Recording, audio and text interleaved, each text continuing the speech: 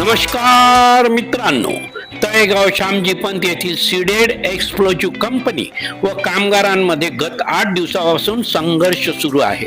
हा संघर्ष उग्र रूप धारण करणार असल्याची चिन्हे निर्माण झाली असून कामगारांनी आमरण उपोषणाचे हत्यार उचलण्याचा निर्धार केला आहे.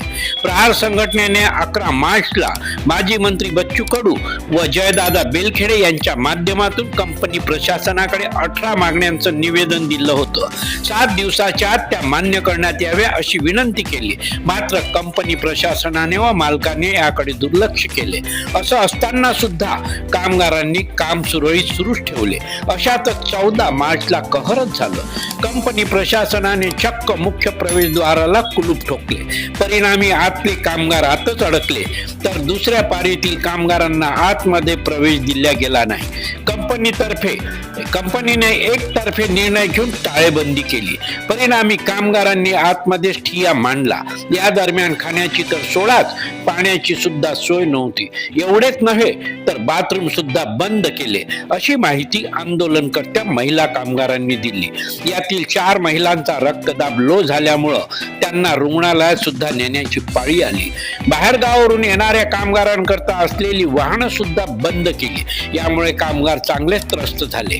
या गंभीर परिस्थितीची दखल जयदादा बेलखेडे यांनी घेतली तर ठाणेदार मंगेश भोयर यांनी प्रशासन व कामगारांमध्ये मध्यस्थी केली.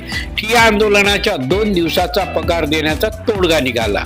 16 मार्चला नेहमीप्रमाणे कामगार कंपनीत कामावर रुजू होण्याकरता गेले. मात्र प्रशासनाने मुख्य प्रवेशद्वाराला कुलूप बंद करून कामगारांना आतमध्ये प्रवेश दिला नाही.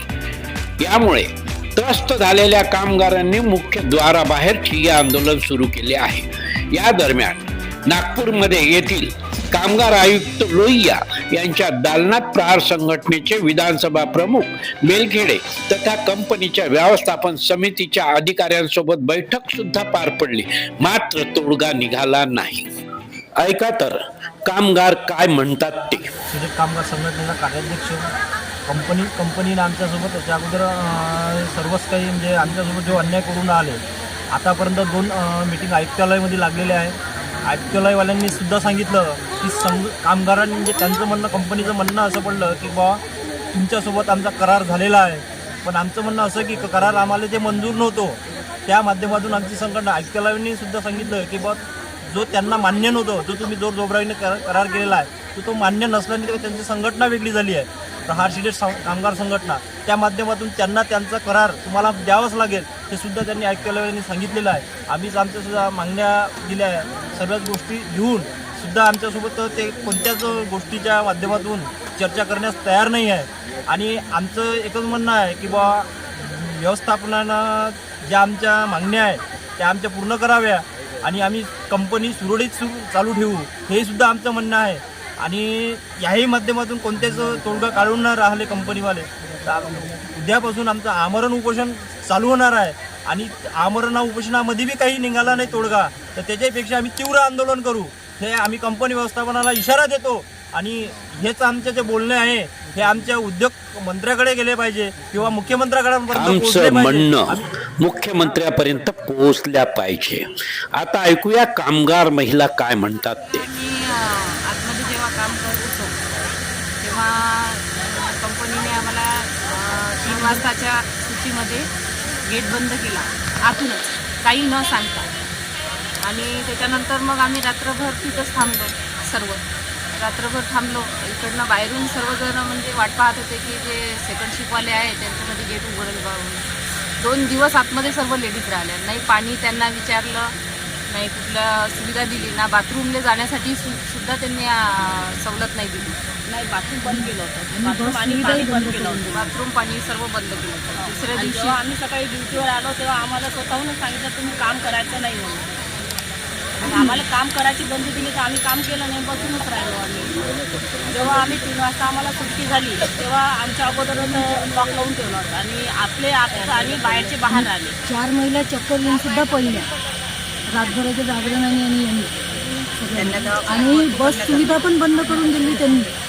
14 तारखेला बसही दिली नाही, बसही लावली नाही त्यांनी. इथून तळेगाव पर्यंत जायला की घरी जायला? तळेगावपर्यंत जायला नाही, इथून बसच नाही लावली ती त्यांनी. बसही नाही लावली. आरटी आष्टी कारंजा सगळ्या बसेस बंद करून प्रत्येक गेल्या. गावाला असते बस लावल्याच, पण त्यांनी लावल्याच नाही त्यांनी. तुम्ही नोटीस द्यायच्या आधी या सगळ्या सुविधा सुरू होत्या. हो. सगळ्या सुविधा सुरू होत्या. आम्ही 14 तारीखला सकाळी बस आणि घ्यायला आली. आरीला पण आली होती ड्युटीसाठी, पण परत नेताना बस लावली नाही. बस लावलीच नाही आम्हाला. सकाळी आली आता 4-5 महिला चक्कर येऊन सुद्धा पहिल्या दुसऱ्या दिवशी त्यांना इमर्जन्सीमध्ये हॉस्पिटलमध्ये न्यायला. आता सगळे लोक ह्याच्या ह्या आंदोलनात सहभागी आहे की काही लोक जात आहेत? सर्वच 100%. 100%. दुसरी कुठली युनियन? आम्ही 100% कामगार आंदोलनात सहभागी आहोत. आता ऐकू बबनराव गाडगे काय म्हणतात ते.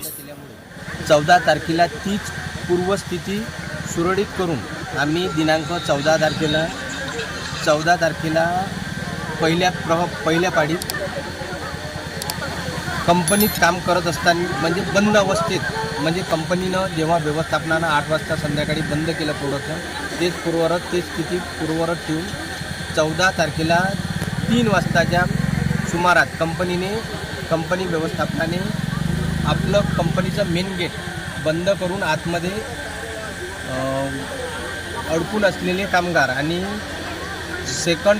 म्हणजे दुसऱ्या प्रहरचे कामगार आतमध्ये न येऊ दिल्यामुळे ते 14 तारीख आणि 15 तारीख या 2 दिवस आम्ही सतत 36 तास आतमध्ये अडकून होतो आणि बाहेरचे वर्कर बाहेर आणि आतमध्ये या प्रकारे 16 तारखेपासून कंपनी व्यवस्थापनाने असे सांगितले की आम्ही याच पद्धतीची पूर्ववत चालू ठेवू, परंतु त्या सांगितल्याप्रमाणे किंवा मंगेश भोयर साहेब त्या ठिकाणी उपस्थित असल्याने त्यांच्यासमोर कंपनी व्यवस्थापनाने सांगितले की आम्ही कंपनी पूर्ववत चालू ठेवू, गेट उघडं ठेवू, परंतु त्यांनी तसे न करता गेटला अनधिकृतपणे लॉक लावले आणि आम्ही सर्व कामगार बाहेर या ठिकाणी गेट खोलण्याकरिता बाहेर बसलो आणि याच पद्धतीने आमचं ठिय्या आंदोलन म्हणा किंवा ठिय्या बैठक म्हणा या स्वरूपातून आजपर्यंत चालू आहे, परंतु आजपर्यंतही कंपनीला जाग आली नाही आणि गेट उघडले नाही.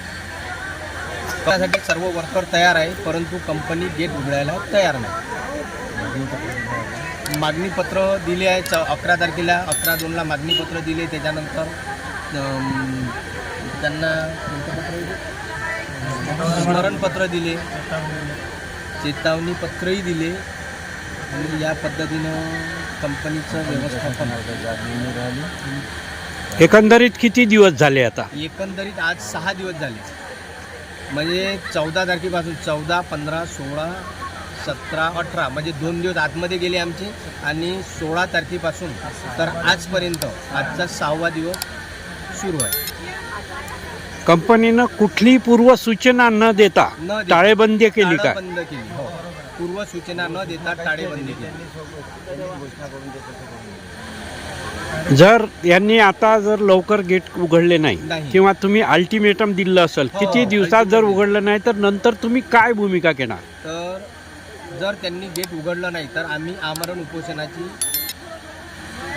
तयारी केली. किती दिवसानंतर? तर आमरण उपोषणाची तयारी उद्यापासूनही होऊ शकते, कारण उद्यापासूनच आमचं पत्रव्यवहार सर्व झाले की उद्यापासून आम्ही आमरण उपोषणासाठी सुरुवात करू. या दरम्यान नागपूर येथील कामगार आयुक्त लोहिया यांच्या दालनात प्रहार संघटनेचे विधानसभा प्रमुख बेलखेडे यांची कंपनीच्या व्यवस्थापक समितीच्या अधिकाऱ्यांसोबत बैठक पार पडली, मात्र तोडगा निघाला नाही. गत 8 दिवसापासून कामगारांचं ठिय्या आंदोलन सुरू आहे. या आंदोलनाची झळ कामगाराच्या परिवाराला पोहोचत आहे. विधानसभा क्षेत्रातील सुमारे 1000चे वर परिवार संकटाच्या छायेत अडकले आहेत. विधानसभेचे आमदार, खासदार, जिल्ह्याचे पालकमंत्री, कामगार मंत्री, उद्योग मंत्री तथा मुख्यमंत्री लक्ष घालून यावर तोडगा काढतील काय, अशी अपेक्षा कामगारांची आहे. मित्रांनो, आपल्या परिसरात घडलेल्या घटना, होणारे कार्यक्रम, कार्यालयीन दिरंगाई, भ्रष्ट कारभार आदींची माहिती आमच्यापर्यंत पोहोचवा. कुणाचीही गय केल्या जाणार नाही. तेजोवलय न्यूज चॅनलच्या माध्यमातून न्याय मिळवून देण्याचा प्रयत्न करू. बातम्या पाहण्याकरता आमच्या चॅनलला शेअर, लाईक, सबस्क्राईब करून बेल आयकॉनची बटन दाबा. जय हिंद, जय महाराष्ट्र, नमस्कार.